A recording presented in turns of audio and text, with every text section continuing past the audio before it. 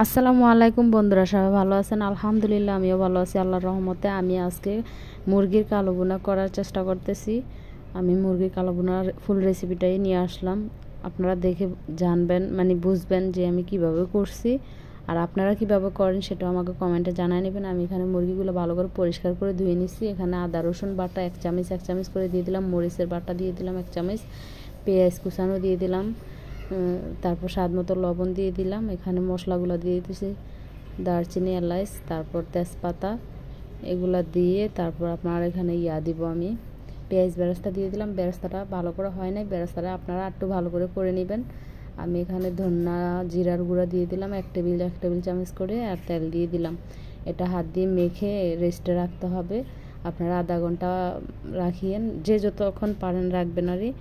আর আমি এখানে রেস্টে রাখছি। ওই যেখানে পেঁয়াজ বেরেস্তা করছিলাম যে কড়াইটাতে, ওই কড়াইটাতেই আমি মাংসগুলো দিয়ে দিলাম। এভাবে একবার হলো মাংস রান্না করে খাবেন। অনেকে ফার্মের মুরগিগুলো খাইতে চান না, এভাবে রান্না করলে একদমই অনেক মজা লাগে।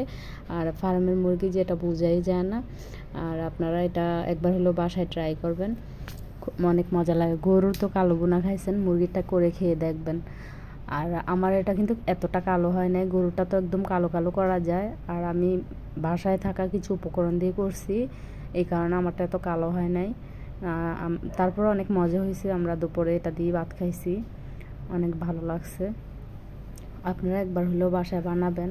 তো এটা দিয়ে আপনারা শুধু ভাত, পোলাও, মানে পরোটা, রুটি সব কিছুই খাওয়া যাবে। আমি এখানে তখন কষায় নিলাম। এখন এই যে পাতিলটা ধুয়ে তারপর পানি দিয়ে দিলাম। আমি আর পানি দিব না, এই পানিতেই এটা রান্না করে নিব। ফার্মের মুরগি যাতে খুব দ্রুত সিদ্ধ হয়ে যায়, বেশি করতে হয় না। তারপর আমি ভালো করে কষায় নিছি।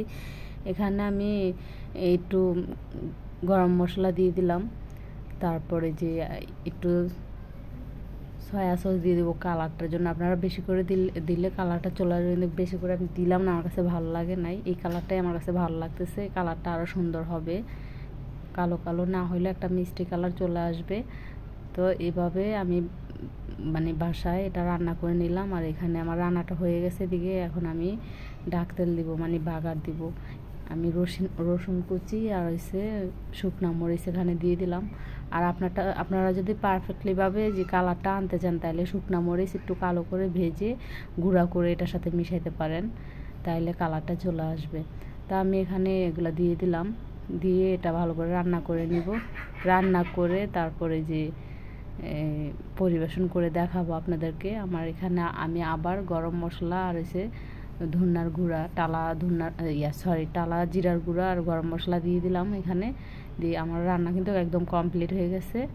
আমি এখন এটা নামায় নিব।